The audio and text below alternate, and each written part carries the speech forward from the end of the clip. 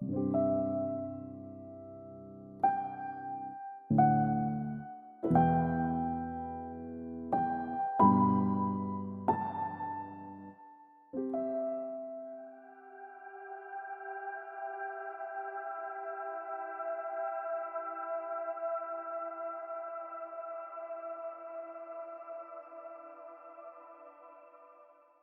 lead role, Nolan, we had an open casting call, but we had somebody come in who I had just worked with on another project.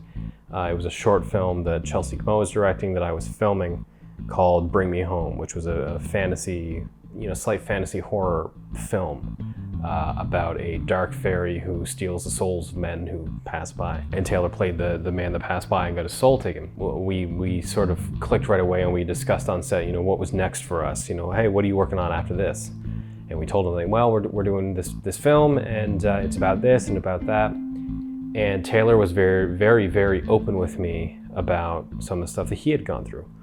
And we connected on that level. It went past the point of, hey, you're an actor in this film we're making, and it got to the point of, hey, wow, thank you for sharing. Here's part of my story. And then we eventually started discussing this story of Unbreakable Chain at the time, and he was incredibly interested in being a part of it. I, at the time, didn't think he was right for the role. And I'm not too sure what I was basing that off of, because the only time I'd ever worked with him on Bring Me Home, and he was great in Bring Me Home, but for whatever reason, my brain wasn't seeing Taylor as Nolan. But I didn't have the foresight, and I didn't have the ability to see him in that role and to see him as other characters. But then we had the auditions, and Taylor came in, and it was immediate that he was the one for the role.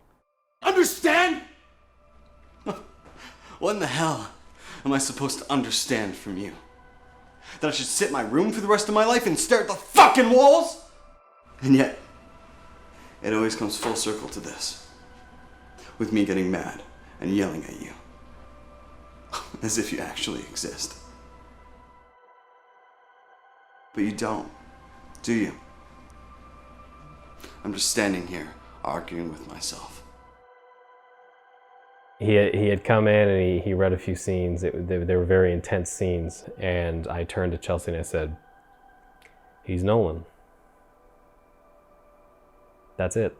He brought such an intensity and a realness and a genuine portrayal of Nolan's struggle and Nolan's fight. And the way Nolan was handling himself in the most intense, angry scenarios, as well as the most overwhelming, sad scenes. The range of what he was able to do and bring in from himself into this character was perfect. And whatever misplaced feelings I had that he wasn't the right actor for this role went out the window immediately. The second he started acting, I knew Taylor Olson is Nolan. For the role of Ellie, I don't think we did an open casting call. I think there was somebody that I wanted to work with who eventually took the role, Paige Devon, who I had worked with on a couple of interview style stuff and promotional stuff for Dalhousie University. And I believe I saw some stuff that she was in, and I thought, no, this is fitting fairly well with the character that I think that Ellie is. And then I brought her in for an audition. And if she's watching this right now, she's laughing. Because I may have neglected to tell her it was an audition, which didn't mean to do, just for whatever reason, slipped my mind. And I didn't tell her that, hey, can you come in and audition for this film? She thought it was a meeting to discuss the film. I just forgot to tell her it was an audition. So Paige comes in, she sits at the table, I hand her a bit of the script to read, and then we start. And to her credit and her professionalism and talent, she never questioned it. She never said anything until probably years later that she had no idea it was an audition. She just took the script and she read it, and it was great. So, yeah. Sorry. What happened? What do you mean? We haven't said a word to each other in 7 years. Are you okay? Did I do something wrong? It's just like everything stopped. And we're hanging out. We're talking. And nothing. All the feelings I had sort of towards her acting ability and just personality, because I always thought that, especially with something like this, there's only so much acting you can do with the information from the script and stuff. I think there needs to be sort of a personal understanding of the subject matter to really deep dive, get into the soul of these characters and present something that is another level to the characters. And she very much brought that to the film. And I don't think anybody else could have played Ellie in the same light.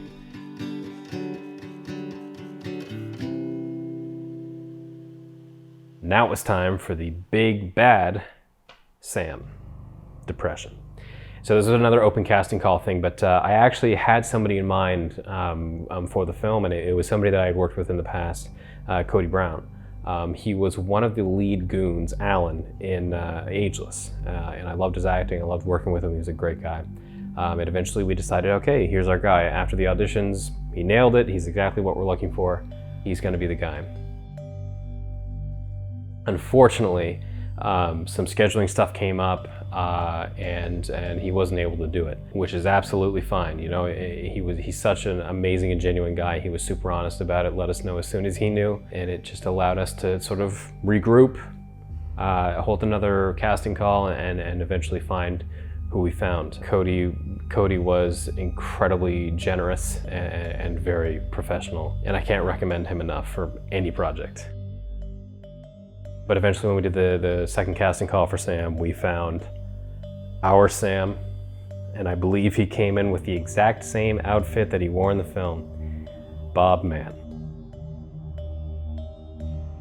But when Bob came in, he brought something completely different to the character. Once Bob sat down and he started to get into that character, and we saw this sort of mixture of pure evil behind the words he was saying, but also this odd comedic timing to it, because the character of Sam is so vile in his sarcasm, he's so vile in his specific words, and he uses all these oddly comical lines that in any other scenario it's like, haha, that guy's funny.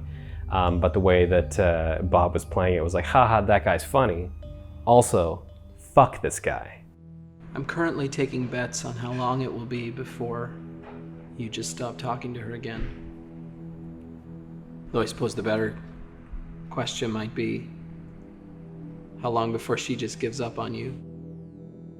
I mean, I think I'm the one you should be listening to. I mean, your head is so full of all that fantasy crap. You'd do well to listen to the one voice of reason you've got. And Bob found that perfect sort of blend of friendly, comforting, funny guy, and complete detestable jackass. And it was perfect. The final role we cast, which was a bit later actually, was for the grandfather, Bill. We had an open casting call for that, and eventually in the casting call we found David Wojcik, who brought so much to this movie. And I think he was a key player, not only on camera, but behind the scenes as well in this film, becoming as good as it could be and getting done. Nolan, I won't have you doing this. Look, I've been supportive and understanding this entire time, but I will not have you speak to me like that. Do you understand? The character of Bill, who is Nolan's grandfather, was a crucial view because, you know, I was writing this film from my perspective of depression. I was writing it from the view of, I have this thing, here's how I see it. Here's how I see it affect me. Here's how I see it affect others and all that. The character of Bill, however, was a completely different point of view. It was a point of view of somebody in you know, an older generation. It was a point of view where they may not fully understand what's happening, to no fault of their own. It's just that this is something that over time has become something that's more understandable, that's more discussed. And David brought this mixture of understanding, also this full heart full of tenderness, empathy, and love towards his grandson, Nolan. David was perfect as Bill. Perfect. So those were the main four. Taylor Olson was now Nolan. Paige Devon was now Ellie. Bob Matt was now Sam. And David Wojcik was Bill, the grandfather. So we had the characters cast, we had the script done, as far as I was concerned at the time. We're ready to go, my first feature, like this is gonna be good. Let's figure out how we're gonna make this thing. Which leads us to Indiegogo.